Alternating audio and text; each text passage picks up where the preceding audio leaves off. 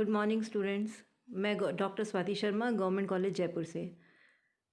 बच्चों, ये BSc part first के स्टूडेंट्स के लिए प्रैक्टिकल से रिलेटेड वीडियो है।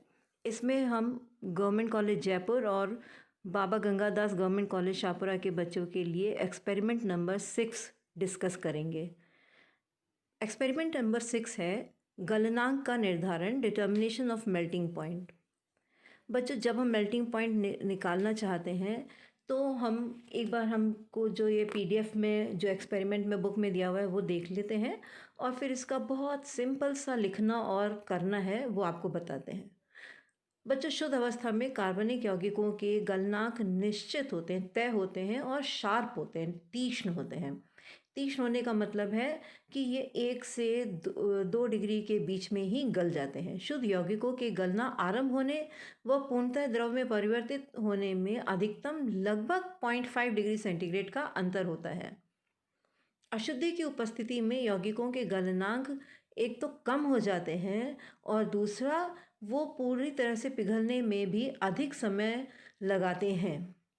गलनांक ज्ञात करने के लिए एक केश नलिका लेते हैं, जैसा कि मैं आपको कैलिब्रेशन ऑफ थर्मामीटर में बता रही थी कि एक केश नलिका लेंगे, एक कैपिलरी लेंगे जिसका एक सिरा गर्म करके बंद कर देंगे।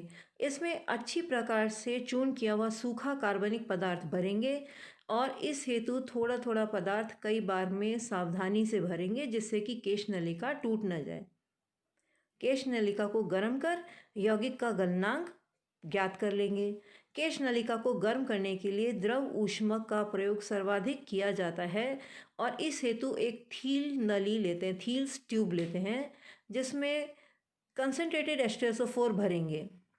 थील्स ट्यूब के मुंह पर लगे कॉर्क में छेद होगा और उसमें हम थर्मामीटर लगाएंगे।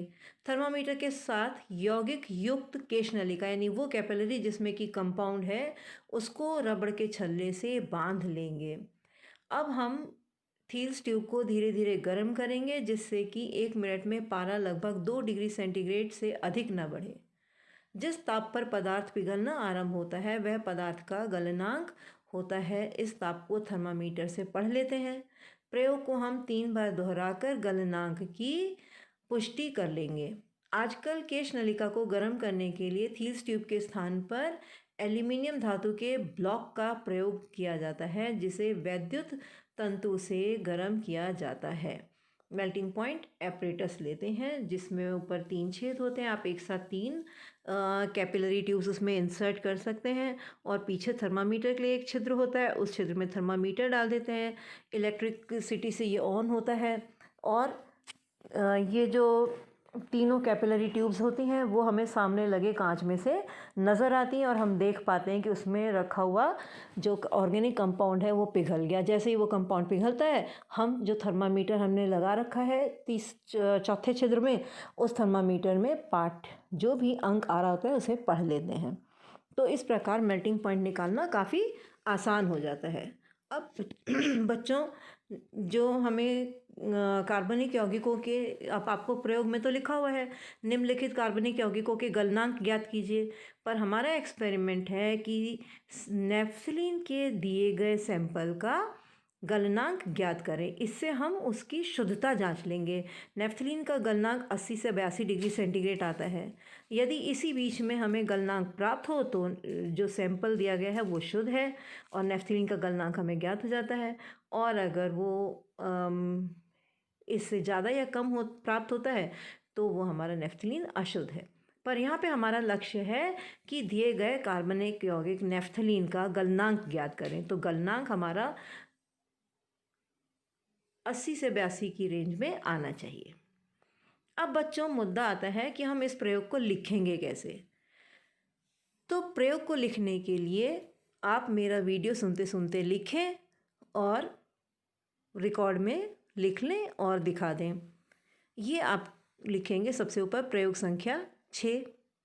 फिर सबसे पहले लक्ष्य है दिए गए नेफ्थलीन का गलनांक ज्ञात करना। इसके लिए उपकरण लेंगे।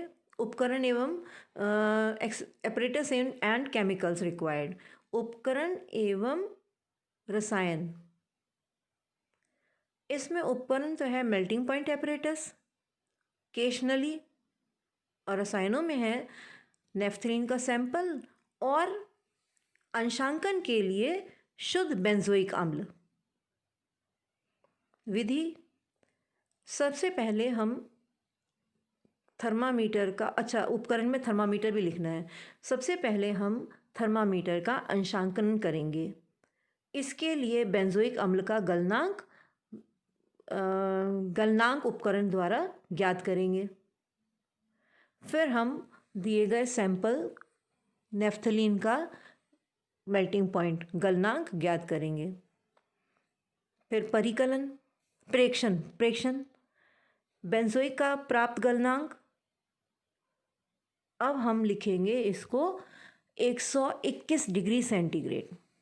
वास्तविक गलनांक 121 डिग्री सेंटीग्रेड। त्रुटि 0। चौथा प्रेक्षण, नेफ्थलीन का प्राप्त गलनांक 81 डिग्री सेंटीग्रेड। त्रुटि 0 है, तो वास्तविक गलनांक 81 + 0 81। परिणाम, दिए गए नेफ्थलीन का गलनांक 81 डिग्री सेंटीग्रेड प्राप्त हुआ। सावधानियाँ, थर्मामीटर का अंशांकन करना है। केश नलिका को सावधानीपूर्वक केश नलिका का एक सिरा बंद करना है। इस प्रकार आप प्रयोग 6 भी लिख लेंगे। इस वीडियो में इतना ही। अब आप ये 6 एक्सपेरिमेंट करके भी दिखा दें, उसके बाद हम अगला एक्सपेरिमेंट करेंगे। धन्यवाद।